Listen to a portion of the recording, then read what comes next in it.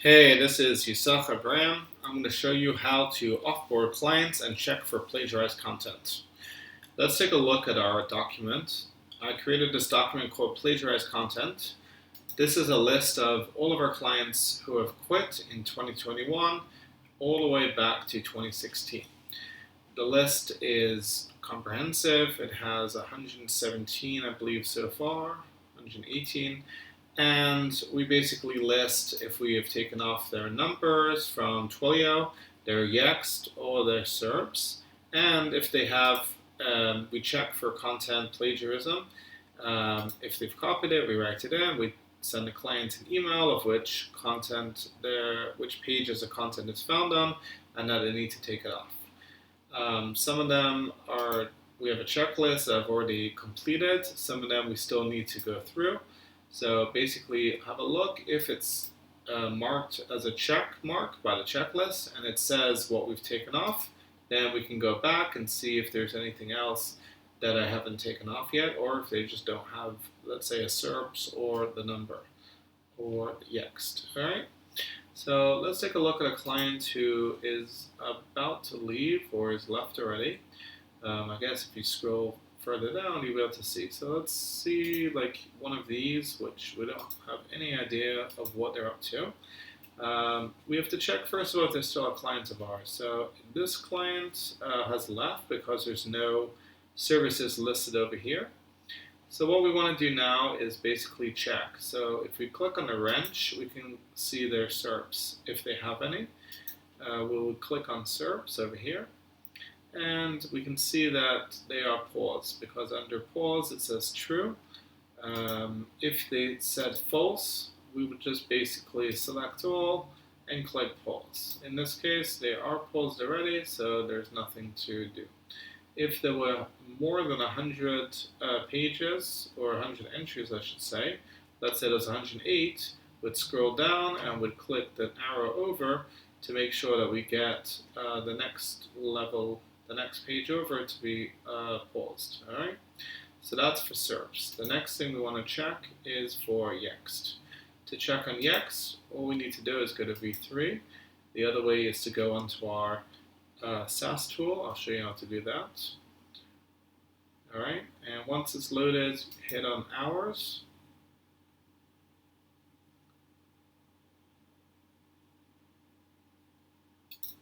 Okay, and click on the name. Now, sometimes there'll be more than one name over here. You'll go on each one separately. Okay, so over here we see that there is no Yext, so that's fine. If there was, you would just click on Yext, and under activate, it would say deactivate. So over here, it's not activated, so we're just going to leave it. And you click back again. And like I said before, if there were other locations, that'd be all listed over here, and you'd have to click on each one separately. The other way of checking in our SAS tool is just by opening up the SAS tool, which is just ECP.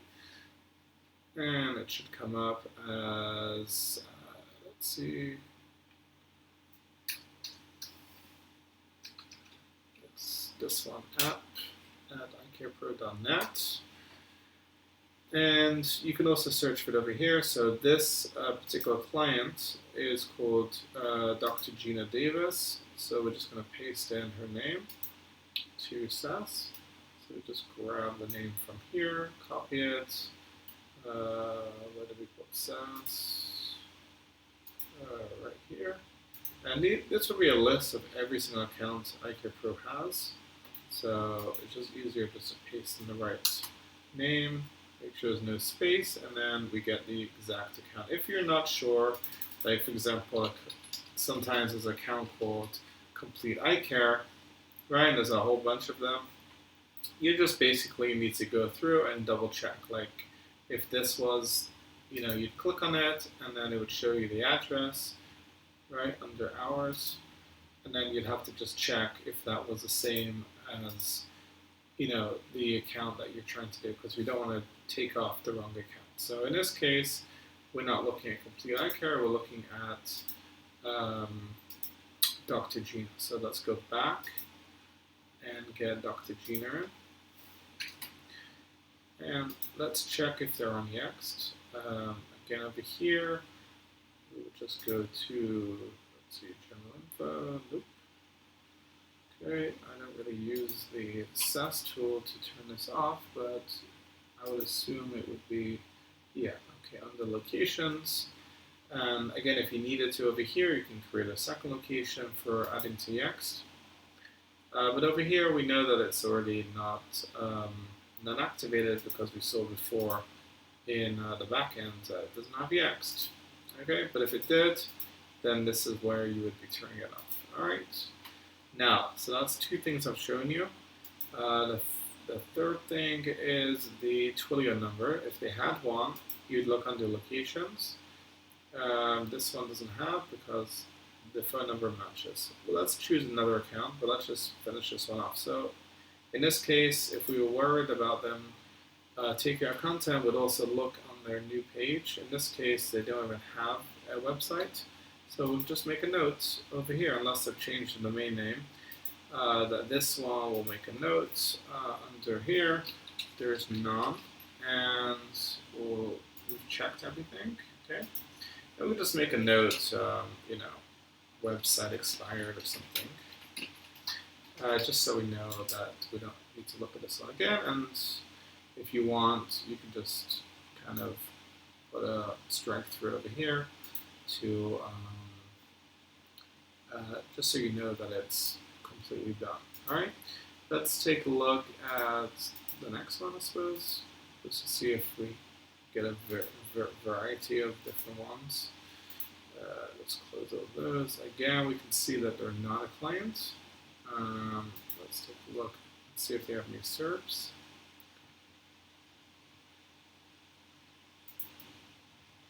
Okay, and new SERPs over here. I mean, I've done a bunch of these already, so you might have to just go through until you find one that needs to be done. Let's look at the backend on V3 and see if they're on Yext. And at the same time, we can also just check if they have a Twilio number. And I'll show you later on in the video how we do Twilio. That's something more advanced that we have to be extremely careful with, not to mess up current practices. So they don't have a number, they don't seem to have SERPs, and I don't believe they're even going to have Yext. But we always have to check anyway, just to make sure, because we do pay for all of these services, and if they're not with us, then we don't want to be paying for them. Okay, so this is great. So in this case, we're just going to write in over here. Well, we can also look at the website just to see if they moved websites, or yeah, it looks like we still have a site with another company. And we can kind of just do a quick eyeball plagiarism just to see. That was Roya. Okay, Roya doesn't normally steal our content, so it'd be very unlikely. But if you click on like services, we can just look at comprehensive eye exams, and we can compare it with our default site. So over here, this is our eye exams page of the default site, and you can just kind of eyeball it. If you want, you can just grab a bunch of the text, the main content, and kind of go to our Copyscape tools on the left. I like to use the one that we want to check, and then on the right, we'll kind of just paste our content just to check to make sure that they're not using any of it. And well, this over here we'll show you later. This is our API. This automatically will scan it, and then you'll just be able to open up the site that it's found on, the content, and then the view. So we'll look at that later. Let's just paste our default content over here and do a comparison. And as we see, it does a 1% match. So there is no copyright infringements over here. So this account, we can say, I mean, again, you can do it more extensively. You can look at other ones, but I already know from experience, Roya doesn't take our content. But again, whatever you want to do, if you want to check further. This was Benson, so you can just say with Roya and checked Yext, number, and subs. Alright, and then however you want to do it, put a check mark. You can always add a check mark box if there isn't one. Alright, and I guess just we'll do one more. I have no idea what this one is. Now normally if there's a site that's left us already, it will also be here. And then these numbers over here are just the dates that they left us. So, these guys left us 30 days ago. I've checked them already, so they're good to go. And I guess all they need checking for is just for the plagiarized content. Let's take a look at this account. This is an OD site, so they still are using our services, but we don't. We basically don't pay for SERPs for them or Yext. We will keep the Twilio number, so be very careful not to turn it off. Otherwise, their whole business goes downhill if no one can reach them from the website's number. Over here, we can just see that this is already turned off, right, on both pages, so that's fine. Let's take a look at their Yext, see if they're still using Yext. I'm just going to do it by v3, but again, you can just do it if you just take the name and plug it into our little SAS tool over here. You can do it either way. Let's do it by the SAS tool now. Click on that. I'm not sure how we turn it off over here, but anyway, if we go to v3, it should tell us whether they are still active on Yext or not. Okay, let's wait for this to load. There we go. Right, okay, so they're not here. It could be that if they were on here, it would give me a little box to activate. But we'll see another time. So over here, we basically have checked them. Which one was this? Let's see, Dr. Okay, we can just look at it. 5617, and that's over here. So we can just put. Well, we haven't really checked their new site, but we definitely checked the number, and we just place it in. And let's just take a look at their new site, see who they're with. Let's close some of these windows just to keep it simple. Oh, well, we know that they were EyeCarePro. We can see this is an EyeCarePro site, so that's fine. And yeah, there's nothing more. We can just put, if you want, just OD site, just for you to know. All right.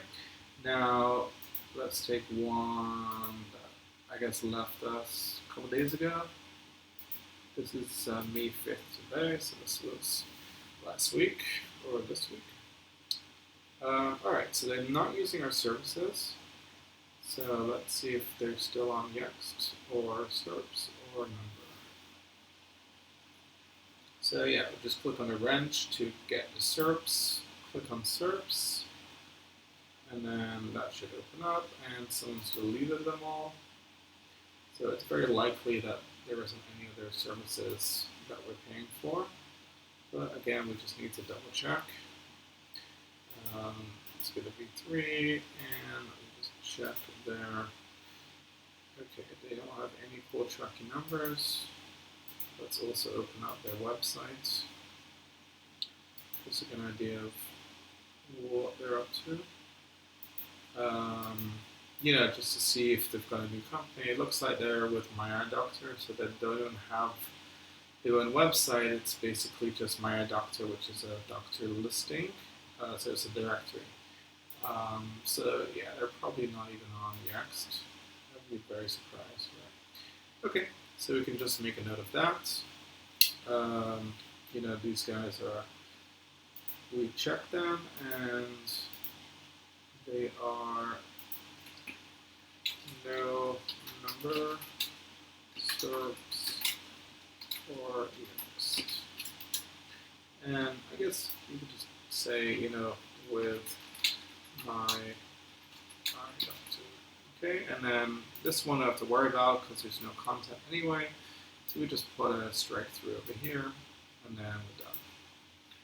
All right. Let's see if we can find one that kind of has like something interesting to look at or to turn off, because unfortunately I've not really found anything. Okay, so here's a site that is not with us at all, not even OD site. Let's go and take a look at the SERPs.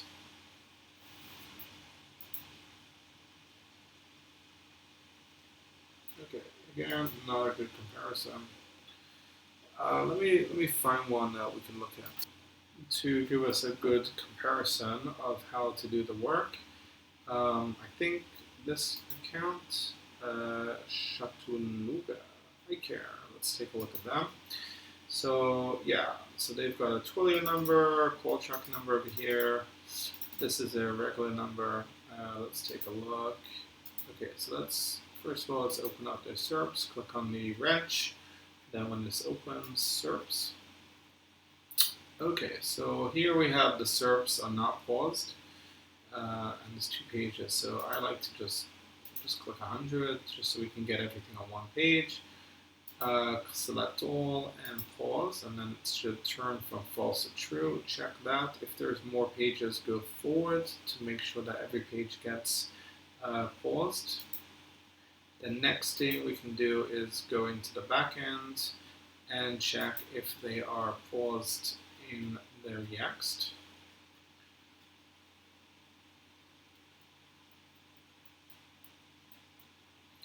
So we've got 2 locations to look at. Okay, this one's been turned off. We can click on hours to go back. And now it also has been turned off. Again, if it wasn't turned off, you'd see over here it says deactivate instead of activate, and then you just click deactivate, and then it would look like this. There would probably still be stuff filled in, but you know, it would be deactivated. And now let's take a look at something interesting. So over here they have a Twilio number. So we basically would go into Twilio, click on active numbers, and then just be really careful not to mess up anything over here, because this is all of our EyeCarePro listings of numbers, the call track numbers, and if someone were to turn them off, they can really mess up a client. So just be careful. In active numbers, just paste the number that you're looking for. Okay, so we see that this is a live number still. We just click on it, and we're just going to take a look to see if they are still receiving calls to this number. It's very likely they are, because I think that they're a very recent quit. So we normally wait about 4 weeks until we turn off their Twilio number, but we can also just check to see if people are using it, and also let's make sure that it's not on their new website. So, so they don't have a website at the moment. So let's see, if they don't have a website, it's very likely that they are not even using their Twilio number, in which case we can turn it off. So when you first click on it, it will show outgoing. There will be no outgoing calls, because all of our clients basically only use it for incoming calls. So just change that to incoming. Alright, so the last time someone called was 4/29, which is about a week ago. So they are still using it, so just make a note for yourself to check back. I mean, they're only getting like 7 calls or something every month. So yeah, they're not really using it so much. So, you can ask the marketing manager, hey, is it okay to turn this off? Or ask your team lead. You can just find out over here who it is. Over here, Olga is the team lead, and also the account manager on this. So, I mean, I would just turn it off at this point, because they don't even have a website. So just to turn it off, what you want to do is just go back to configure. Right? You want to just make sure that this is the exact number. They're not a client of ours, and that they left us. You can also check in the chatter to see if they wanted the Twilio number. It looks like they are, yeah, no one's really doing anything. Okay.